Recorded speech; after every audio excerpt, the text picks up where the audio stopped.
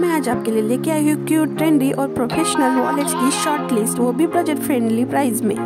First है ये काफ़ी क्यूट डक डिजाइन वाला क्रेडिट कार्ड होल्डर। ये बहुत ही प्यारा था और क्यूट था। नेक्स्ट है ये मरून कलर वाला वैलेट, क्लासिक लुक, ज़्यादा डिस्काउंट वाला स्मार्ट ऑप्शन, आपको ज़रूर पसंद आएगा। अब है ये प्यारा सा क्यूट कैट डिज़ाइन वाला वैलेट। बहुत ही प्यारी क्यूट सी कैट बनाई हुई है, इस पर बहुत ही प्यारा लग रहा था। और अब ये है डबल जिपर फ्लोरल प्रिंट वाला वैलेट, क्यूट फ्लोरल डिज़ाइन, छोटा और स्टाइलिश।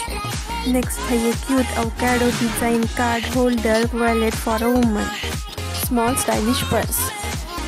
नेक्स्ट है ये Nora gold wallet, gold finish elegant mini wallet, बहुत ही प्यारा सा। और लास्ट में ये 4 पीस कैनवास पाउच से बहुत ही प्यारे प्यारे मल्टी कलर पाउचेस, बहुत ही क्यूट थे।